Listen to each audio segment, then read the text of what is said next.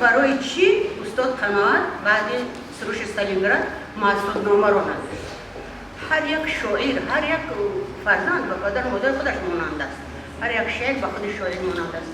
استاد قناعت آخری اکلون خودش در سیمای احمدشاه مسعود همچون وطن دوست، همچون وطن پرور، همچون انسان نیکو و هم نمایش گذاشت. ما همین رو درک کردم. یک کف بزنیم باید جایی.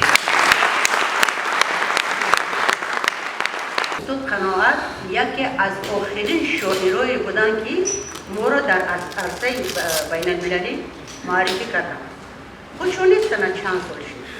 او رفت و کسی دیگر به جایش نمیرسدن. اما نگاه کنید در شعر استاد قناعت یک حرف از جای شمرده نمیشد. بینا ویران میشد، خراب میشد. این کار گفت اپای بیچاره سلیمانی همین شاعر بزرگی بچه‌های ما گفته بودن که شعر مومنشو اصلا یک گون چیزی ندارد که باید ایراد بگیرید.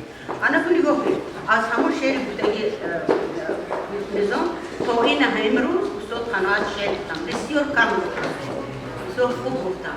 من میخواهم بگویم که استاد قناعت ما لایق بازار اینا را از گریبان ما نگرفتید تا بیا شاگرد ما شد. ما عذابی که کشیدیم از دست استاد قناعت. شعر میبردم من دانشجو دعوت میکردم. در پهلو شعر یک دانم خیلی قبل خدمت تیشکا میمونده آنا رو بی چی شد؟ لایق میگود من خیلی گفتم من نمیدونم چی. اینقدر با شعر جدی مناسبت میکردن، اینقدر شعر خوب میدونستن. خوشبختانه همون مکتب ادبی درواز بسیار یک زمینه مستحکم در تربیه استاد قناعت گذاشته بودن.